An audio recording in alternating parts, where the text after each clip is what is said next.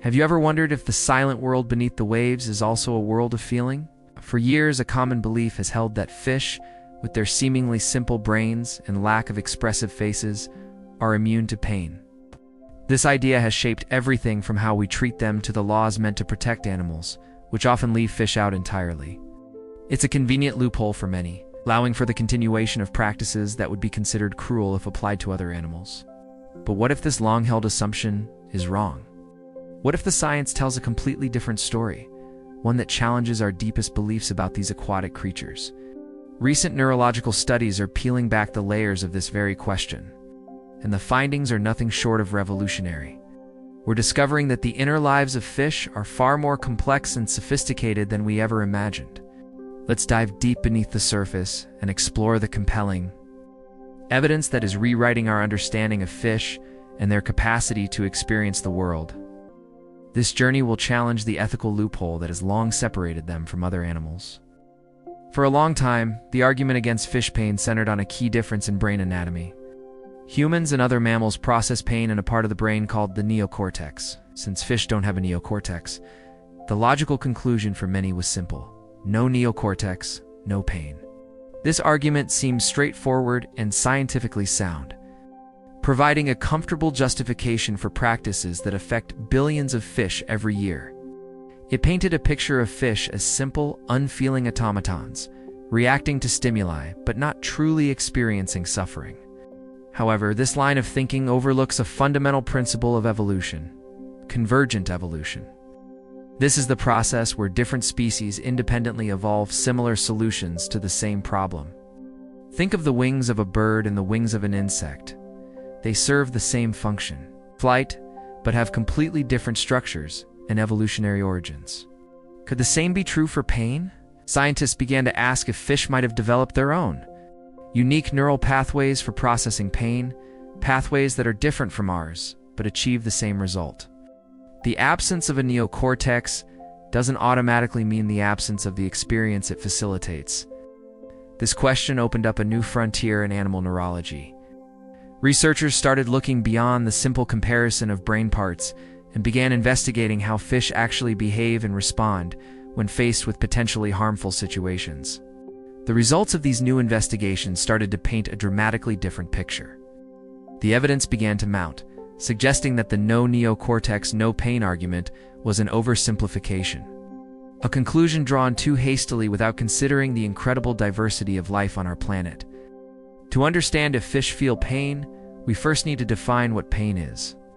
At a basic level, there's nociception, the simple reflex arc that pulls your hand away from a hot surface before your brain even registers the sensation. It's an automatic, unconscious response to a harmful stimulus. For years, it was argued that fish only experience nociception. Proponents of this view claim that when a fish struggles on a hook, it's not feeling pain but simply exhibiting a reflex, like a puppet pulled by strings. But pain is much more than a simple reflex. It's a complex, negative emotional experience.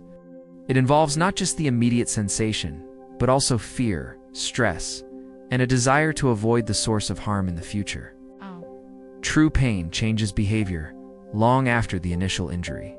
So the real question is not whether fish have nociceptors. They absolutely do. The question is whether they have the capacity for that second, more complex layer of experience: the conscious suffering that we associate with the word pain. To test this, scientists designed clever experiments.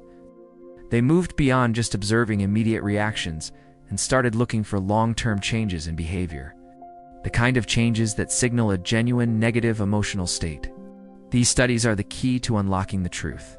Help us distinguish between a simple, unthinking reflex and a profound, distressing experience that fundamentally alters an animal's perception of its environment and its choices for survival. One of the most groundbreaking studies involved rainbow trout. Researchers injected a small amount of acetic acid, the component of vinegar that stings, into the lips of one group of trout, while a control group received a simple saline injection. The fish injected with the acid began showing clear signs of distress. They stopped eating, rocked back and forth on the tank floor, and rubbed their lips against the gravel and tank walls. Much like a person might rub a painful injury, these were not brief, reflexive actions. They were sustained behaviors lasting for hours. The most fascinating part of the experiment came next. the researchers provided the fish with a choice. They introduced something new into the tank, a colorful Lego block.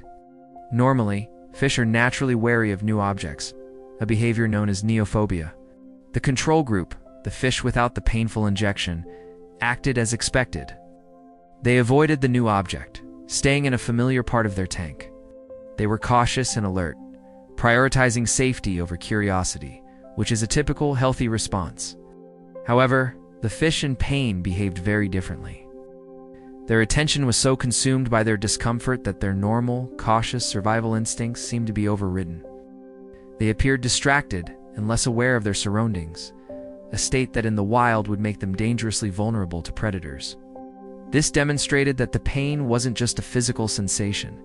It was a powerful, cognitively demanding experience. It captured their attention and fundamentally altered their decision-making processes, proving it was much more than a simple reflex. It was a state of suffering. The experiment didn't stop there. In a subsequent phase, the scientists added a painkiller to the water for the fish that had been injected with acid. The results were immediate and astonishing. Within a short time, the trout that had been exhibiting signs of distress returned to their normal behavior. They stopped rocking and rubbing their lips. Most importantly, their natural caution returned, and they began to avoid the new object in the tank, just as the healthy fish did. This provides powerful evidence. The fact that their abnormal, pain-related behaviors were reversed by an analgesic shows that their experience is neurologically similar to the pain mammals feel. If it were just a reflex, a painkiller would have no effect. Other studies have built on this foundation, exploring the experience of fear in fish. In one experiment, zebrafish were shown a visual cue they had been trained to associate with a coming stressor. Even before the stressor arrived, the fish began to show classic signs of anxiety. Their gill rate increased, they would freeze, and their bodies would release cortisol, the primary stress hormone in vertebrates, including humans. This is called conditioned fear, a response that requires memory and the anticipation of a negative experience. This demonstrates that fish don't just react to bad things as they happen. They can remember past negative events and feel fear about them happening again. This is a level of emotional complexity that many have long denied they possess. The ability to feel fear and anticipate pain is a crucial survival mechanism. It allows an animal to learn from dangerous encounters and avoid them in the future. The evidence clearly shows that fish possess this sophisticated cognitive and emotional toolkit. The implications of this science are profound.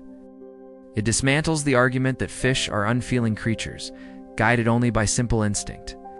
It reveals a world of consciousness and sensation that demands our respect and consideration. These findings force us to confront an uncomfortable truth.